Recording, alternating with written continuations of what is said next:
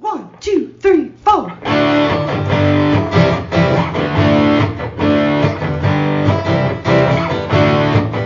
Mike and John got it going on. Mike and John got it going on.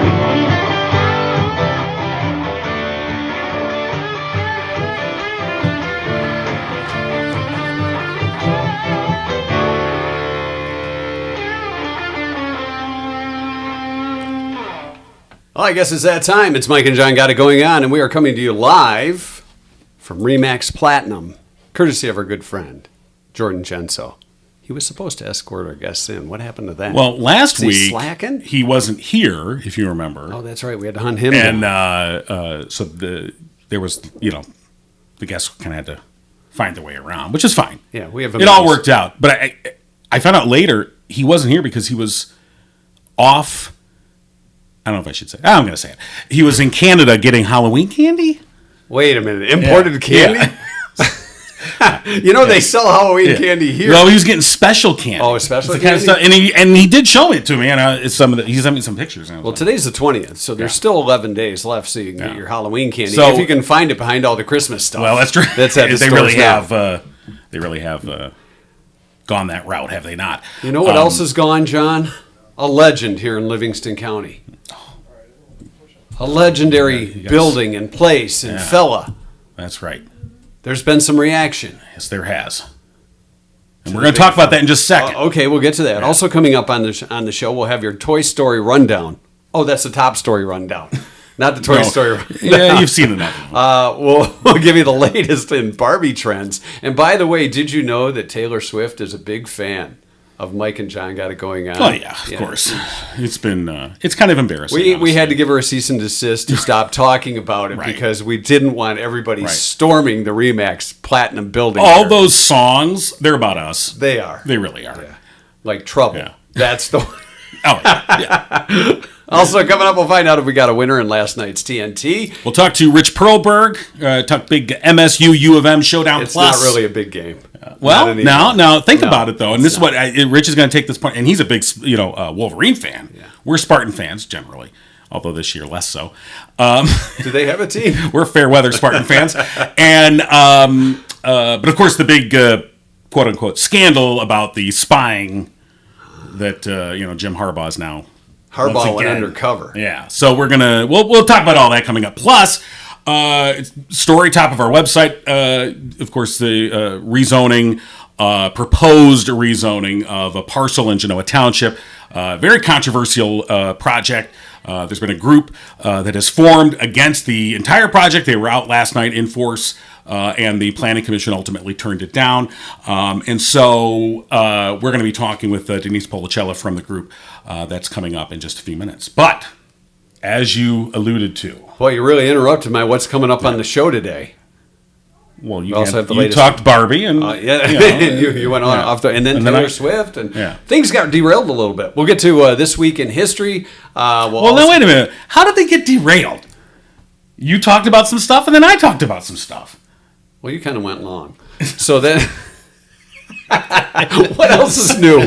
What else is new? I don't know what you're talking about. Next, you're going to say I'm loud. I think we all know that. It goes without saying. I said next, you're going to say I'm loud.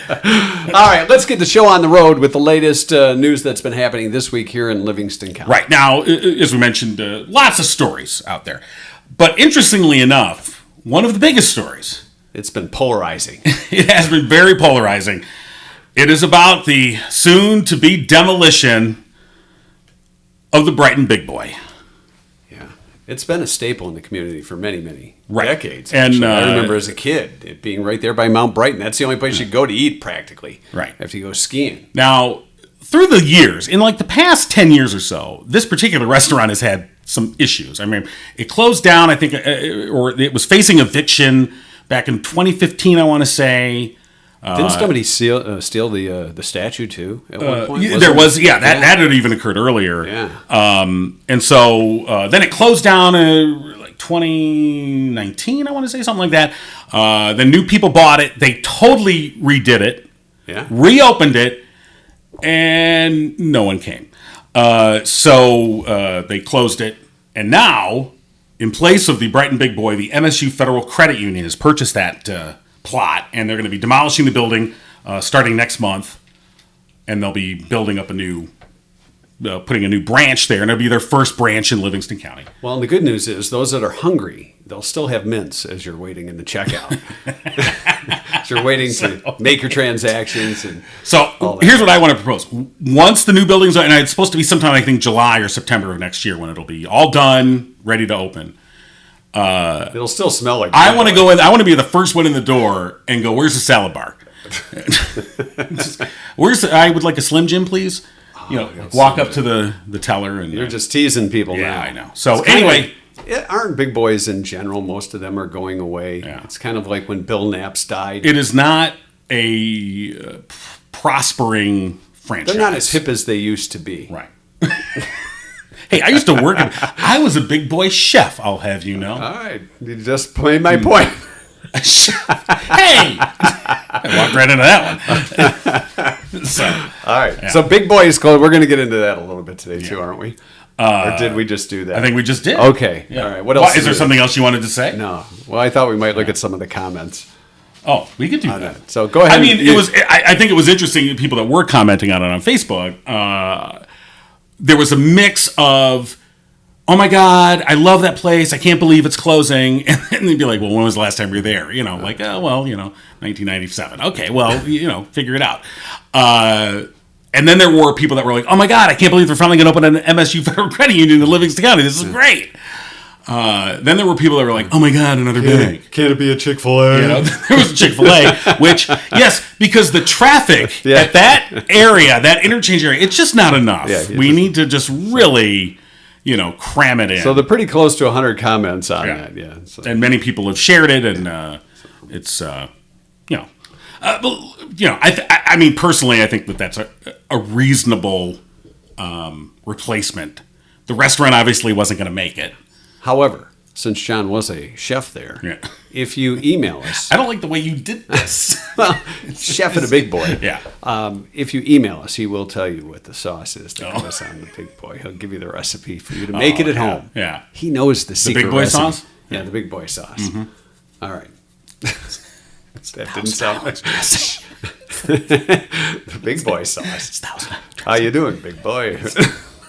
Oh, we're on two different subjects, aren't we? Okay, let's get to what else is in the news. That's never a problem. All right, what else is in the news? Oh, that was plenty. That was plenty. Don't you think that's enough? I think so. So, so appreciate everyone that commented and talked about that issue.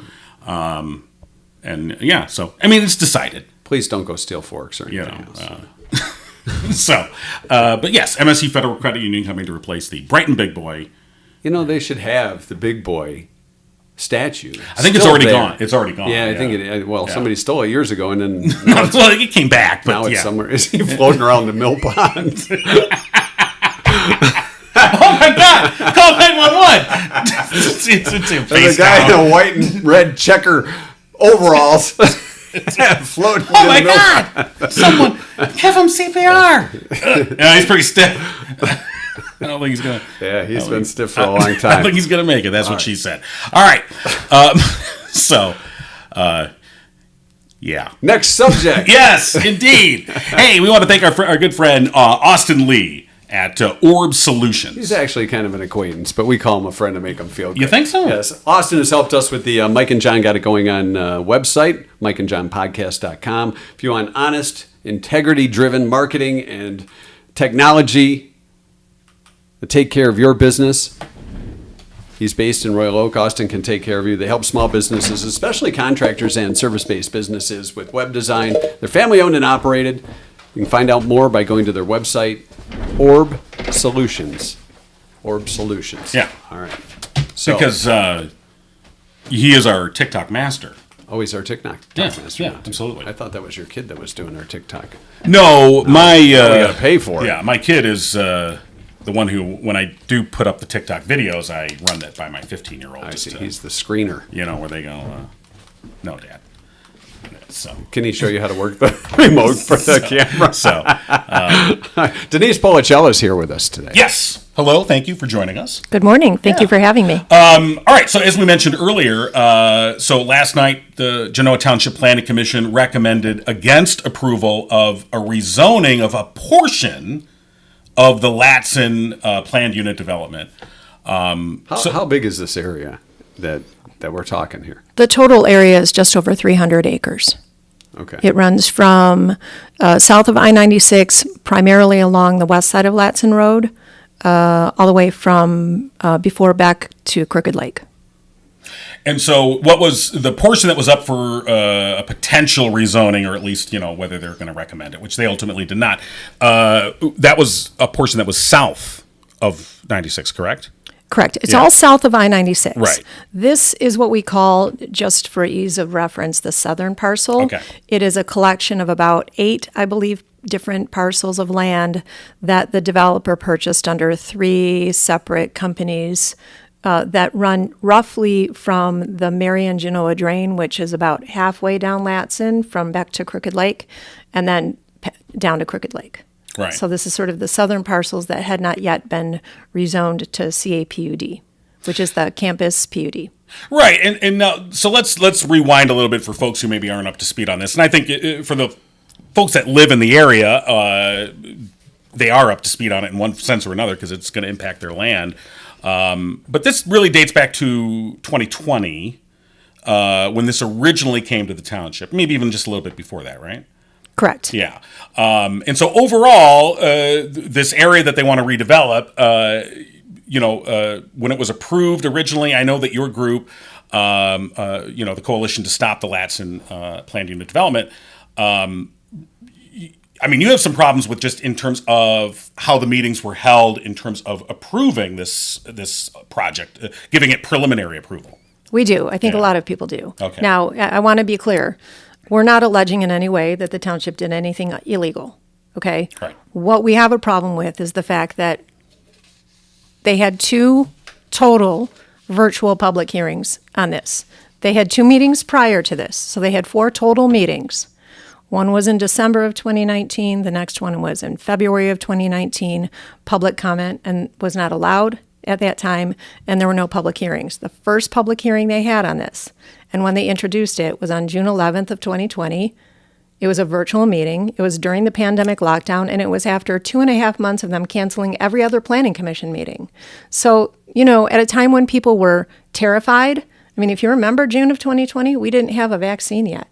People were, I know I was in my law office by myself running my whole firm worried to death about my kids. So people weren't really paying attention. And we're not saying they did anything illegal, but this is such a major, major change to the area. Right. We feel that it was immoral. It was immoral. It wasn't an honest representation. So they were following the letter of the law, maybe not the spirit of the law. That's what we think. And, by the turnout last night, a lot of people think that way now. And frankly, the fact that people are just finding out about this now speaks to that, okay? They had one public meeting in June of 2020. They had another one in August of 2020, both during the pandemic lockdown, and that was it. And people are now finding out about it because the developer came back in July to try to expand the parcel, and that's when we found out about it. And now that township residents are finding out what happened in 2020, they're furious. They're furious. And again, we're not alleging they did anything illegal in 2020, but it was dishonest. It was not an honest, they needed to be much more open. And the very few people that found out about these meetings begged them to please wait until we could have an open, public, in-person meeting about this to really discuss it. Let me be clear. The meeting packet for the first public meeting in June was 142 pages, and people got 15 days of virtual notice. For such a major change, it doesn't sit well with us. So what does that land, look, when they put the Latson interchange in there, right? Obviously the whole character of that area changed. To put in a freeway interchange, what went from farmland is now going to be accessible potential commercial property. Well, and I think that was kind of the assumption that area, once the Latson interchange came in, that there was going to be growth there, and we've seen it on the other side, on the north side of the highway. That's true. I think that it's a little bit of a mischaracterization to say it's farmland. There are over 100 residential homes there, and they're all on 5 to 10 acre lots. Now, So, a lot I of mean, those there are are- along like Sweet Road is one. Well, Sweet, Crooked, Chilson, Pleasant Valley, Beck, there are a lot of residential homes. If you just look at a map of the area, there are some farms. There are 2 major farms that sold to the developer, but the majority of the areas is low density residential. And yes, I wasn't there when the interchange went through. I bought after that, and I did it very intentionally. But I don't think that it follows that because you put an interchange in that you must develop industrial on either side of it. I mean, I understand that that's what the township's master plan envisions, but the way that the master plan reads, and this is primarily our issue, is not what they did. Okay, so our biggest issue, and if you talk to anybody at the township, anytime you talk to them, and they reiterated it last night, their North Star is the master plan and the ordinance. We're stating they didn't follow it the first time. They barely followed it this time. I mean, you have a township manager and planning director that got up in front of the public and said, this development meets the requirements of the ordinance and the master plan. And then you had one planning commissioner say, oh, by the way, I reviewed it and it doesn't. That's troubling to me. And there was also an interesting letter. I know you posted it on your pages, your group's Facebook page. I saw that came from Panhandle Pipeline. Yep. Yeah. That's in the packet. I didn't get that. That was in the meeting packet. Right. The Panhandle Pipeline Company Right. said, you're not doing this. And basically they're saying, like, we have infrastructure through this area, and what you're proposing would interfere with our natural gas pipelines. Right. Well, they also apparently have deed restrictions and easements on the Right. southern parcels. And the developer signed an affidavit on the rezoning application that said there are no deed restrictions preventing him from developing the property. And the township apparently never had a problem with that. It's not, look, if they had followed the ordinance from day one, we wouldn't be here right now. Okay? The ordinance, and if you read the CAPUD ordinance, and I encourage everyone to do it, it's on the township website. It's very easy to find. It's Article 10 of the zoning ordinance, which is a huge block on the side of the website. It's very clear. The CAPUD ordinance does not allow them to give permitted uses to a developer to build a 200,000 square foot warehouse industrial distribution facility, which is exactly what they did in 2020. If they had stuck to the ordinance, which contemplates a low profile, high end, med tech park of no more than 3 stories with, copious protection of natural features and setbacks and that kind of thing, no one would have had a problem with it. The fact that they gave this developer so much latitude, there are so many uses in there that are generically stated, and he has so much autonomy and flexibility now in this that he could conceivably put in what's called a hyper-secure data center. Those are 1 million square feet, and they're high security. I mean, the types of uses that they gave him as permitted uses don't exist in the zoning ordinance that he's required to be under.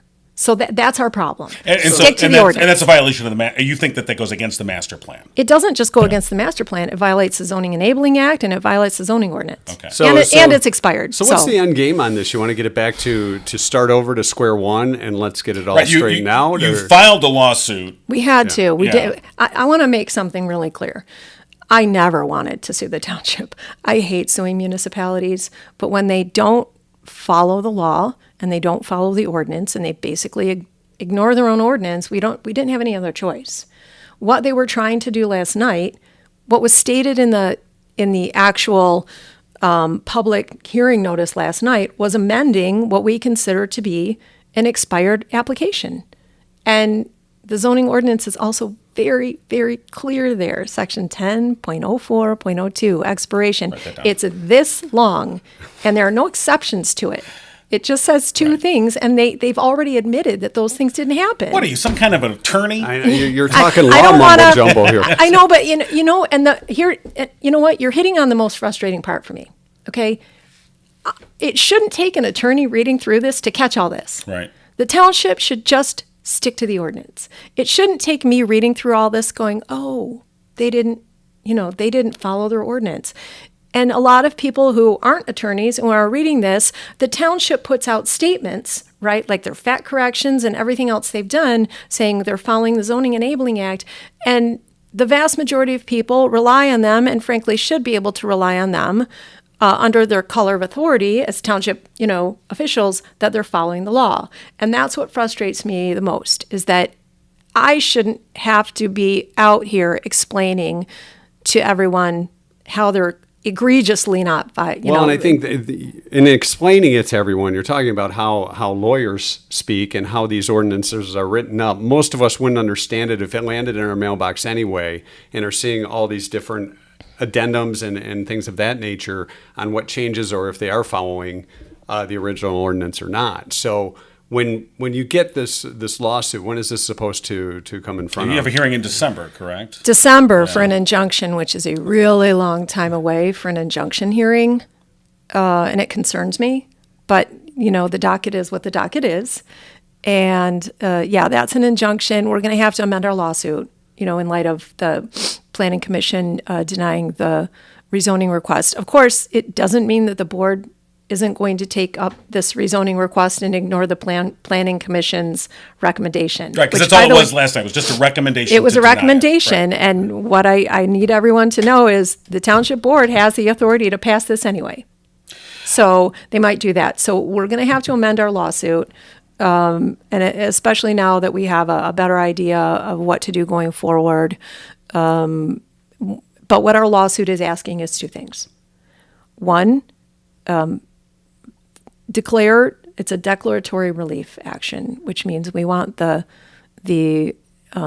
court to frankly find that what we think the ordinance says is what it says and make the township do it, right? So we're reading the plain language of the ordinance that said this thing expired in August of 2022. Please make it so, right? Because the township disagrees with us. And because they say there's a 7-year timeline, Okay. which I know you're disputing. You're saying it's 2 years by that ordinance that you cited, which you wrote down, right? Yeah, it's all anyway. here. I don't want to get hyper technical, but it's not difficult, okay? If you read the ordinance, it says that the application Right. contains numerous parts in it. That's section 10.5 of the CAPUD zoning ordinance. And it says, when you file a PUD application, it contains these several things. There are about a dozen things or more on there. A rezoning application, an impact statement, and a PUD agreement. The PUD agreement that they keep relying on has a 7-year term, is a part of the application that expired.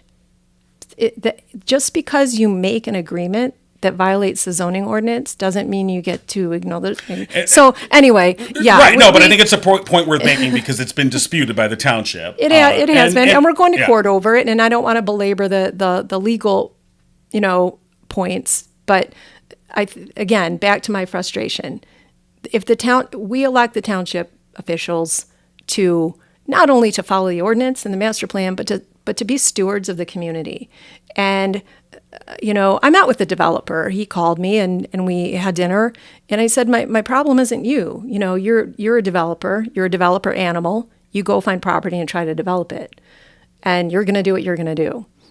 My problem is that the township is letting you do whatever you want. And that's not what the ordinance says. Okay. And that's not what we wanted, And, it's inexplicable to me that they keep saying that they've worked on this for a decade and didn't think to impose hours of operation on this guy.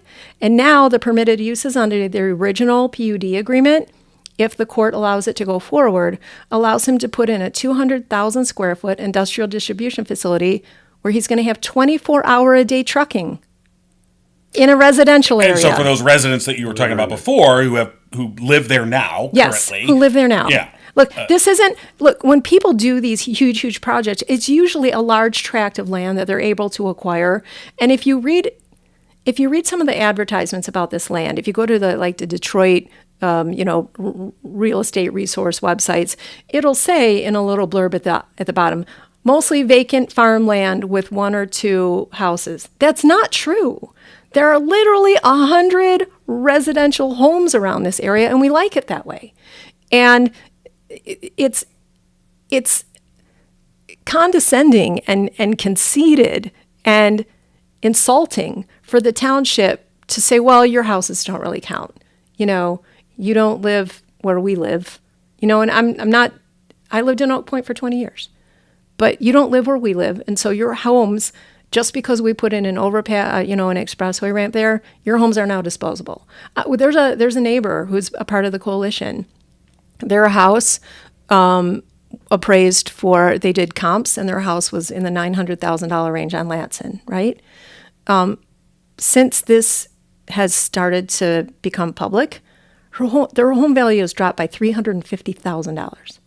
So the plan apparently is to let this guy do whatever he wants, make this a huge industrial park, and then make it so unpalatable for people to live there that we're going to have to sell our homes to somebody, to a developer, which is happening, by the way, on both sides of Latson and on Crooked Lake. People are already trying to sell their properties to the developer. Well, my guess would be is they would get more money from a developer in this situation than they would from somebody who wants to buy a house near all the things you're talking about. Well, Not so much? No? But the sooner they do it, Yeah, the sooner they do. under the assumption that this is going to happen. it's like hot potato, right? Yeah. Well, we're in a real estate building. You can find that out here. Yeah. No, I mean, what the going rate would be, but or the developer can wait everybody out. true. Right. Yeah, and I'm not disputing anything that you're saying. I'm just Yeah. I'm going with where we are in reality right now. They haven't stuck a shovel in the ground yet, right? That's true. Okay, so let's just say everybody comes together and say, you know what, you're right, Denise, and let's redraw this up. What happens to the developer and what happens to that land then? What would be the ideal situation that you would like to see happen? Well, there are people out there that the ideal situation is leave it vacant farmland. I don't think that's realistic, right? And nobody that in the coalition generally objects to the developer developing there. And we told him that. I told him that when I met with him. Our goal is to not let this development get outside of the intent of the ordinance, which is a high-end, low-profile tech park, not a monstrosity. I mean, they're giving him deviations already, right? The hotel is no longer 3 stories; it gets to be 5 stories. The building, which in the zoning ordinance under CAPUD says permitted uses, right, of which industrial distribution warehouses are not one, that you need a special land use permit for any permitted use over 40,000 square feet. But they gave him a 200,000 square foot by comparison. Meyer's 188,000 square feet. So it's going to be bigger than Meyer by 20,000 square feet. And they're giving him 3 to 4 stories. We would like a reset. What we would like is that the township recognize this as expired. And then we, as a Genoa Township residents, he can refile. He can refile in 1 day. All he has to do is they tell him it's expired. He goes, okay, here's my refiling. And it's the same exact thing. And then we as Genoa Township residents get to go to a public hearing on a north parcels and not only voice our opinion to the township board and the planning commission over what we think this development should look like or whether or not we think they should allow some of this, but also require them to stick to the ordinance. Right. Like if I go, I have a residential home here and I have a business here, right? If I wanted to put a marijuana dispensary or a factory or a bar on any of my properties, I can't do it. I can't just go in and have the township bless it. I have to get a variance hearing. He should have to get a variance hearing.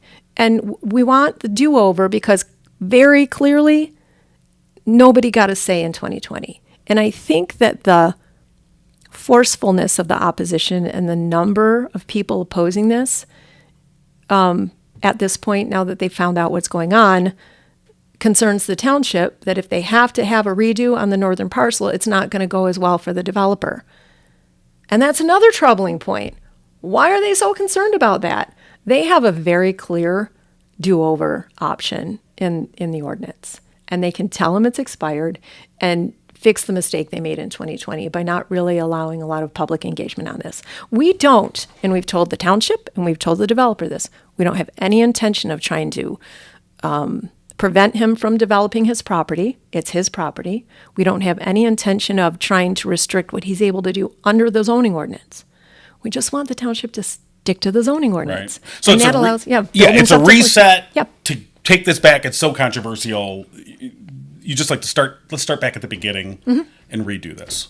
Yeah. And so if the lawsuit is ultimately successful, that's what would happen. Because it would Correct. force the township to, it would say, this is expired, you do have to start over.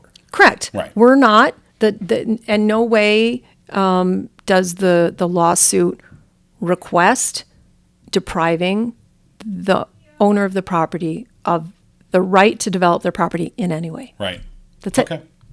Very simple. Well, we will be paying attention to this and find out more. I mean, we have offered the township an opportunity to respond specifically to the litigation, which they said, which is standard. So we don't discuss pending litigation. That is a Right. standard response. But we would certainly give the township or the developer an opportunity if they want to come on and discuss their point of view on this. We appreciate you sharing your point of view from the Stop the Latson, the Coalition to Stop the Latson Plan Unit Development. I know if people go on Facebook, they search it out, they'll find it there. You have a website as well. And I know if they go to mikeandjohnpodcast.com, you'll see the link there in the story as well. They can link to it and find out more. And Denise Pollicella, I guess we'll see where it goes. We will. Thank you again. Thank you. Thanks for stopping Appreciate by. it. Absolutely. All right. Coming up in just a minute or two, we'll get to our trivia from last night. It was a prize night, courtesy of our friends at Firehouse Doors. And up for grabs, the winner, the one with the first correct answer, will win a $25 gift card to Texas Roadhouse, courtesy of OG sponsor Firehouse Doors, who've been serving Livingston County for over 25 years with unparalleled service and products. And our question from last night, TNT, according to research, the average one of these will last 91 hours. The average one of these will last 91 hours. And some of the answers we got last night, it's not John's remote control abilities. But anyway. You keep talking about the remote control abilities. How about you even try it? No, well, Mister, I like to criticize, but I don't like to actually do anything. So let me just get that set. And by the way, you realize this is what people are seeing, I which is see this that. ad for Firehouse Doors. They don't know. actually see They don't see you waving around this. Yeah, no, that's because cool, though. that's, as I've explained to You're you, smooth. this is me doing all the background You work. are the greatest, Mr. Yeah. King. So, Denise, well, give him a round of yeah, applause. So, Thank you. so I somebody- just Can we you get know. back to the trivia? I don't know. question now? Can we? You got kind of a thing going on there. Right. According to research, the average one of these will last 91 hours. What is it? Answer the question correctly today. The first one to do so will win that $25 gift card. Well, we know it's not an orgasm. So, I guess we know it's not an orgasm. Was that even guessed on here? I don't think it was. I didn't see that in So, here. I just, George said a New Year's resolution. Alana said a roll of toilet paper. That's the room nobody goes into then. If a roll of toilet paper would last 91 hours. well, I mean, if it's the holidays, If it's the holidays. you got family over. Definitely not going to last 91 hours. Serving baked beans. You can go through. Well, it's got to last 91 hours. I know. I don't think So a the roll's- average one lasts 91 hours. Right. If you have people over, it ain't lasting 91 hours. Well, I'm just saying total time. We know it's not toilet paper. No, it's not. Karen said a battery. That's a great guess. Fresh flowers, said Debbie. A jack-o'-lantern. How long does that pumpkin last after you carve it till it starts to become mushy mush? You're supposed to spray like WD-40. That's what they say. that the trick? Yeah, it's supposed to make it last longer. Slip right out of your... Yeah. Well, I think on the inside. Oh, not the... James said an air freshener. Jeff said the life of a bee. I believe somebody did allude to your first answer, which we won't get to. How did they allude to it? They allude to a man in his happy place. Okay. Linda said a glow stick. Yeah. Glow stick. Hearing aid battery. What? I don't know. Do you think they last that long? hearing aid batteries? I don't know. I guess some are better than others. Everybody has to charge it, yeah. I believe John was the only one with the right guess, but we will double check this. The correct answer was a diet lasting 91 hours. 91 hours. So how many days we talking? That's about there? Like 4 4 days. days? Yeah. 4 days, and then the diet gets blown. It's just less than 4 days, yeah. Oh, Brandon was the one who said erection. Okay. Oh, well. Brandon. It was Brandon. Yeah. Brandon. Yeah, Brandon. All right. I should have known. John was the one that got the correct answer. Yes. Diet. Yes. 91 hours. 91 hours. And we're and because they've answered diet, we're gonna give them a gift card. Yes, we are. To Where Texas you can Roadhouse. eat smartly at Texas Roadhouse. Yeah. So congratulations to John. Trivia, of course, brought to you by our OG sponsors, Firehouse Stores. We appreciate their sticking with us from pretty much day one. Absolutely. Mike and Kim Witt, great supporters of the podcast and of the community, more than 25 years, serving Livingston County, family-owned. They strive to treat each customer like family. Mike Witt, a proud U.S. Air Force veteran. Of course, they are veteran-owned. Firehouse Doors, your one-stop shop for residential, commercial, and rolling steel overhead door needs. And for more than 22 years, they have been Livingston County's only authorized distributor for CHI overhead doors. Call Firehouse Doors today, 810-599-7480. And with the colder temperatures coming, you want to make sure that garage door, especially the spring, is good to go. Yes. Well, You don't want to be left with the garage door open in the middle of winter. So see our friends at Firehouse Doors. absolutely. All right. Each and every week, we try to find a new home, a forever home, for a child that is an orphan, and we've teamed up with Orchard's Children's Services to do so. That's right. And this week we are featuring Aiden. Aiden is 15, described as super sweet, always wants to be at the center of attention, and very funny. He enjoys making jokes. His favorite movie and character is Scooby-Doo. Ruh-roh. I was going to say, he has something in common here. He loves dogs and cats equally. His favorite superhero is Spider-Man, and he loves Five Nights at Freddy's video, and I think that movie is just coming out. He loves the video game, which my kids love as well. Loves coloring, making crafts out of anything, listening to music on his MP3 player, and hanging out with his workers at Orchard's Children's Services. So Aiden, just one of the kids that they work with there, and if you think you have room in your home and your heart for somebody like Aiden, or you just want to find out more, you can just go to orchards.org, and they can help you out there. If you're interested in learning more about Aiden, you can give them a call, 855-694 7301, Orchard's Children's Services. All right, now Rich Perlberg joining us as he usually does, especially around this time of year when Michigan and Michigan State tee it up, have the interstate rivalry, and it's a little one-sided this year, I think. What's a little one-sided? I don't- One-sided. We will see. We're talking about the big rivalry game. And it's The huge game. and It's it's the a- big game. a night game A at night MSU, game at right? Michigan State, and they can sell alcohol. Can't Yeah, I was they? gonna say. I was just thinking that it's like, why they're gonna really sell a lot. Spartan fans need it. As if ever there's a year. So here's the thing. Obviously, if you think about the matchup, this Spartan team sucks. The Wolverine team is, one of the best in the nation. And you, as a huge Wolverine fan, you have an interesting take on that. Yeah, because I'm a Michigan fan, I'm totally pessimistic, and I'm very much into conspiracies. I think Michigan State has set this whole thing up, even to the point of setting up the Mel Tucker calls. Right. This whole thing is set up to just, no matter what happens, if Michigan State wins tomorrow night, then that becomes the win Right. of all time. And there's, I think, in all seriousness, they say anything can happen, and there are similarities. History doesn't repeat itself, but it does rhyme. And you only have to go back 3 years ago when Michigan was highly ranked. They had routed their previous opponent. They were 24-point favorites over Michigan State, who had just lost the previous week to Rutgers. That's almost identical to what we're walking into tonight. Well, wait a minute. You don't have the coaching debacle that's happening at Michigan State. You didn't have that. But it was a first-year coach. It was no. But in seriousness, if you held a gun to my head, because I'm not a betting man, but made me bet, of course I'd bet on Michigan. They are the superior team, and Michigan State is floundering. But at the end of the third quarter last week, they led Rutgers by this almost identical score that Michigan led Rutgers by earlier in the year. You got to play all four. Yeah, you got to finish until the. Well, the collapse was. We'll blame it on the weather.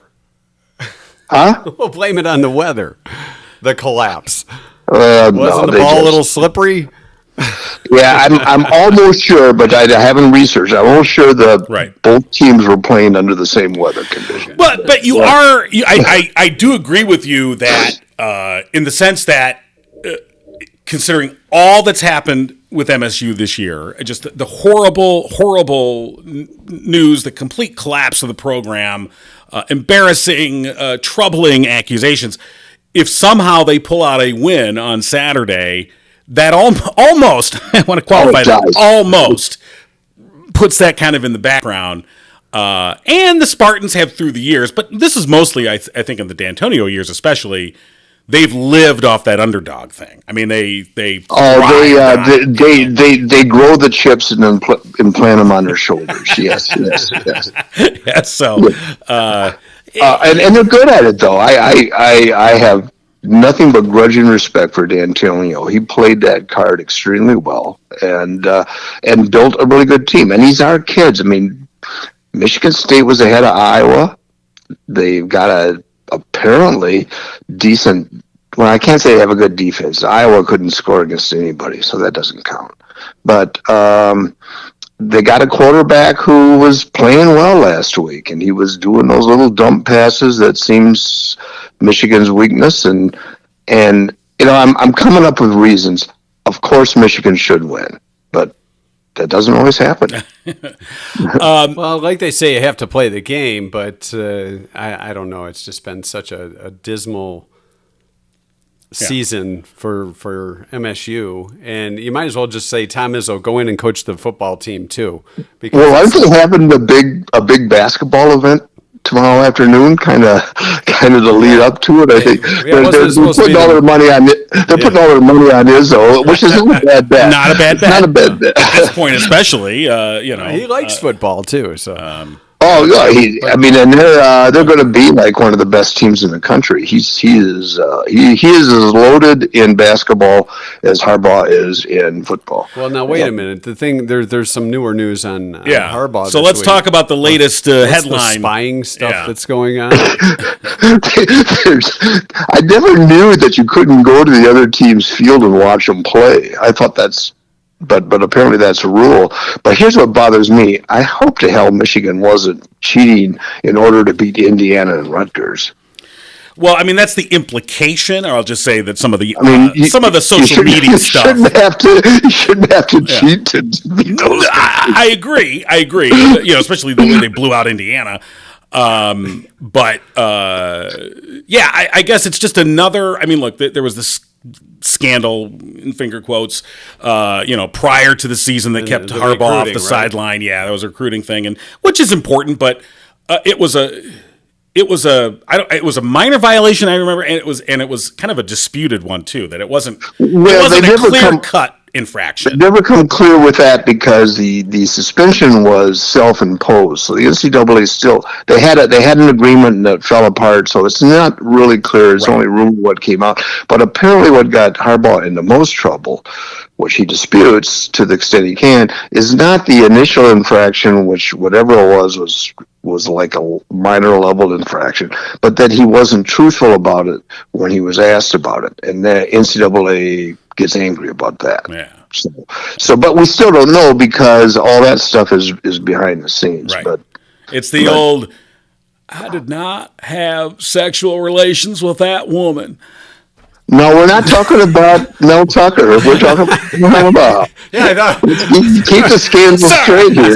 Well, you're saying you had a 30-year-old scandal that's made its way from the White House to. I'm just saying. the big house. Look, that's what they say. That's the thing that got Clinton in trouble. Is that it wasn't the actual The act, it was not the actual infraction. The law. Well, was what got him lying in about trouble it. was that he lied under oath. Yeah, you know, exactly. in the deposition. Yeah. So let me ask you this: with Jim Harbaugh, he seems like a pretty smart guy. I mean, he's made his way through professional coaching, college coaching. don't you think if you're going to send somebody to spy on, I mean, if you're going to spy on another team at a practice, whether it's allowed or not allowed, why go yourself? Why not send? Why not send? I don't think he did, and he's unlike the other allegations. He has totally denied any knowledge of anything like this happening.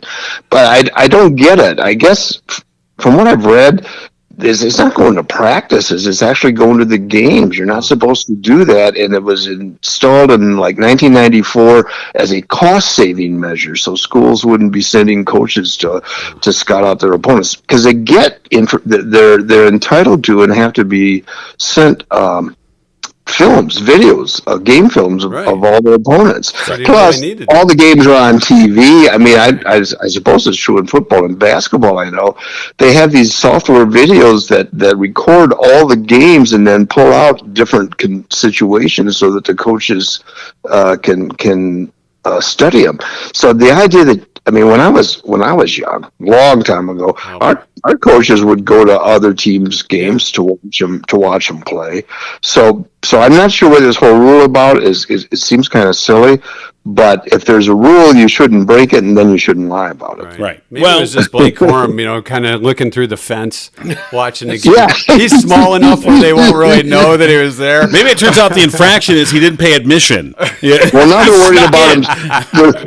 That could be he didn't share his NIL money. Yeah, but I think they're also upset about potential sign stealing, and there's no potential rules against that. But it's just kind of these areas that you should know if you're in the game. It's like in baseball. It's okay to steal signs if you're on second base and can read the catcher signs, but you can't have guys in the outfield, right? As the Astros. Or you can't. You can flash signs from the base pass, but you can't bang trash cans in the clubhouse. So, this is what the Astros were doing. Right. That was clearly. Let's not get too deep in the Astros thing. And we like AJ Hinch here. That's right. Thank God we didn't. We didn't take a cheater. What are you going to do? So, what do you guys think? You guys, reading. I think I was reading Wojo today in Detroit News, and he was saying it's almost like this game. Everybody wants it to be gone. Wants to get past it. There's not a whole lot of hype leading to it. I think Michigan itself wants to get it because it as you talked about in past years, it's like this particular game, the rivalry, the history, and everything else. It just almost there have been times where it just supersedes the actual talents of the individual players on the field. Absolutely, but more often than not really. I think in the case of tonight's game, you'll really be able to tell what this game means by the broadcasters they have calling the game on TV. Yeah, it'll be like if they've got the D team instead of the A team, even though it's a Saturday night game. Yeah, I think they'll have a pretty good. It's a primetime game. I don't know. Maybe who could they get? Who could they get? Maybe bring back Matt Lauer or somebody. Now really, wow! I did not have sexual. Okay. Let me lock her in. Okay. All right. Well, once again, we know nothing after this one. We don't know anything. I don't know, but I will say this. Totally changing topic again, but I try to collect quotes, and I try to get the quote of the day, quote of the week. I think I might have a quote of the month. All right. Why don't you from Mike, and that was from your show this morning when you said, "Big boy isn't as hip as it used to be." Okay. Yes. You can use that if you want. I may by cracky. But now there's no big boys. There's no Bill Nance anymore. What the heck is going on in this world? We've lost a lot of hip. Maybe that's I used to get the Farmer's Omelets there, and I got too much hip from that. Yeah. Anyhow, Slim Jims and Farmer's Omelets. Those are things. Well, that's where we'll leave it. All right, Rich. Let's go blue, and we'll see what happens. Good luck to you guys tomorrow night. All right. Talk to you. Thanks a lot. Rich Perlberg with The Less You Know. Yeah, a lot of fun talking MSU and U of M as always. Of course, the Barbie movie has been huge, almost as big as the Taylor Swift movie. But anyway, Barbie has caused a new fashion trend. Really? Did you hear about this? I have not. It's our entertainment update brought to you by our friends at the Dio. That's right. If you're looking for a unique night out, look no further than the Dio. Livingston County's multi-award-winning dinner theater, whether it's date night or the celebration of a special event, the Dio offers an unforgettable night of food and live Broadway-style entertainment that's sure to earn you a standing ovation. For instance, their new show is about to open up here in a couple weeks, their holiday show called Christmas Caroled. Christmas Carol. Yeah, it's sort of a take on the whole Christmas Carol thing. November 17th through December 23rd at the Dio in Pinckney. You can visit diotheater.com for tickets and show information. All right. Characters in the show are named Carol. That's why it's Christmas Carol. Well, it'll be Carol Merrill. And Oh, boy. Well, we're really going back. The newest Barbie-inspired trend is called Barbie Botox. So we've all heard of Botox, but where they're putting it now yes, we have is a different is a different story. It's medically known as trapezius Botox or trapezoid. If you think of the trapezoid, it's actually the biggest part of your back, which leads up to your neck. And what this Barbie Botox injection does is it loosens the muscles around your neck. So your neck appears longer, like Barbie. Okay. That's if you're interested. Cost is about $2,000 if you want Barbie Botox or an ostrich neck. And let's not forget what Botox is. It's a poison that you inject into your body to specifically, however, turn off those nerves. It has been proven to relieve neck pain and headaches. Well, yeah, because you kill the nerves. So now, not only are we going to have people that have these stretched faces like, hello, I'm smiling. See how I got a long neck. And now they're going to be like, I don't feel any pain. It'd be like a Raggedy Ann doll. People are hitting them upside the head like, I don't feel that. Maybe they ought to like, I'm just surprised that you don't have like athletes who are, if you just turn off the nerves and you don't feel the pain. They don't feel the pain when they get hit. That's called cortisone. Interesting. All right. So that's our little trend, now trending among. You saw the Barbie movie. You saw I how did. her neck was. Yes, I did. It's a nice neck. That's a nice neck. Can we do our 2 cent history? Yeah, please, let's do that. 2 cent history for this week. Things that happened this week in our history. 1781. All right. Lord Cornwallis. Good old Lord Cornwallis. Opened a furniture store. No, he didn't. He surrendered to George Washington in Yorktown, Virginia, marking the end of the American War of Independence. Kind of the beginning of the end, but, it's the last big battle. Cornwallis, he surrendered. Threw in the flag, he did. Actually, he refused to come out and surrender. He had one of his assistants go out and do it. Yeah, you do it. The flag. I'm embarrassed. I'm just going to stay in here. I got a couple chicks in here. Not Lord Cornwallis. Lordy. 1860, the first professional golf championship took place in Prestwick, Scotland. Prestwick, yes. Yes. I was just there. Were you? In Scotland. Did you golf? No. Just like I didn't have the whiskey. The largest gold-bearing nugget ever mined was dug up in 1872.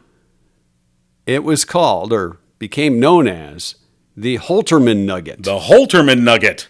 630 pounds. That's not really a nugget. No, that's not a nugget. Comes in a little cardboard box that you get through a drive-through. That's 630 That's a boulder. Pounds. Yeah. That is a boulder of gold. The U.S. Post Office in 1914 used an automobile to deliver the mail for the first time. Horse riders were pretty ticked off. Yeah. Taking my job. That motorized vehicle. Number 1 on the Billboard charts this week in 1962 was The Monster Mash by Bobby Boris Pickett and the Crypt Kickers. I only included this because many of us never give the Crypt Kickers their due. No, you really don't. When you think about it, so I was born Bobby Boris Pickett. Or just Boris Pickett. Whatever happened to the Crypt Kickers? I'm not sure. Did they ever go on tour on their own? They left Bobby. Oh, yeah, we're going to go make our own album. You'll That's see. Right. We're going to do a podcast, too, and go to number 1. You'll all see. Oh, no wonder no one ever heard from them again. They work for us. 1968, the Jackson 5 made their national TV debut on ABC's Hollywood Palace. There's a lot of fro in that appearance in 1968 by the Jackson 5. Well, Michael's fro was about that wide. Yeah. And finally, since we're talking hair, 2009, a clump of hair believed to have been trimmed from Elvis Presley's head when he joined the Army. 1958 Elvis hair. Oh, boy. Sold for $15,000 at auction. Other items include one of Elvis's shirts, which sold for $52,000, and a set of concert-used handkerchiefs. Oh. It's an Elvis hanky. No, thanks. An Elvis hanky. No, that's okay. I'm going to guess they were just sweat that was wiped with that hanky. That's just my guess. No? Why'd you got to bring that up? Even I wasn't thinking that. Handkerchiefs. That's like old men carry those, don't they? Yeah. Just blow their nose, wad it up, put it in the pocket. All right, we want to thank our good friends at Murphy's Family Auto, of course, supporters on the podcast, and they're open Saturdays 8 to 1. Check them out online, murphysfamilyauto.com. Everything you need for your car and truck needs, RVs tune-ups, too. brakes, RVs. Yeah. Do you have an RV? No, I don't. Why not? Don't have room for it. Yeah.